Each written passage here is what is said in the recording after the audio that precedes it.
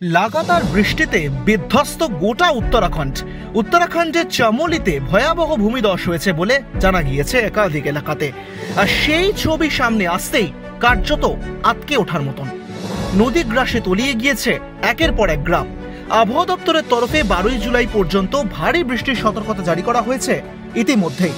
আর সেখানেই এরকম ছবি প্রশাসনের তরফে সতর্ক করা হয়েছে স্থানীয় বাসিন্দাদেরও। এই পরিস্থিতিতেই ঘটল ভয়াবহ দশ। আচমকাই পাহাড় থেকে বড় বড় পাথর পড়তে শুরু করে, আর তার ফলেই অবরুদ্ধ হয়ে পড়ে বদ্রীনাথের জাতীয় সড়ক।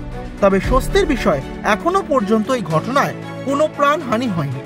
বুধবার পিপুলকোটি এবং যোশী মঠের কাছে ফের একটি বিশাল ভূমিধস হয়েছে। প্রকৃতির রুদ্ররূপ দেখা যাচ্ছে বদ্রীনাথে। চোখের সামনে তলিয়ে গিয়েছে গোটা রাস্তা। পাহাড়ে ধসের পাশাপাশি যানজটের সমস্যায় পড়তে হচ্ছে সাধারণ মানুষকে।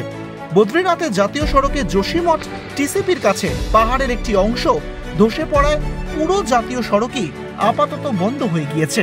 পাহাড় থেকে খসে পড়া ধ্বংসাবশেষ রাস্তা এসে পড়ায় রাস্তার দুপাশের যানবাহন আটকে গিয়েছে ইতিমধ্যেই।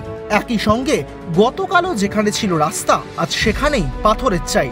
ভয়ঙ্কর ভূমিধসে এমনই বেহাল উত্তরাখণ্ড। গত কয়েকদিন ধরে উত্তরাখণ্ডে ভারী বৃষ্টির জেরে তৈরি হয়েছে বন্যা পরিস্থিতি। বিপদসীমার উপর দিয়ে বইতে শুরু করেছে একাধিক পাহাড়ি নদীও। আর তার মধ্যেই বিপর্যস্ত উত্তরাখণ্ডের একাধিক জেলার জনজীবনও এখন স্তব্ধ। বন্ধ হয়ে গিয়েছে 4 ধাম যাত্রাও। কবে রেহাই মিলবে এই সমস্যার হাত থেকে? প্রকৃতির দিকেই ভরসা করে রয়েছে সাধারণ মানুষ থেকে শুরু করে পর্যটকেরা।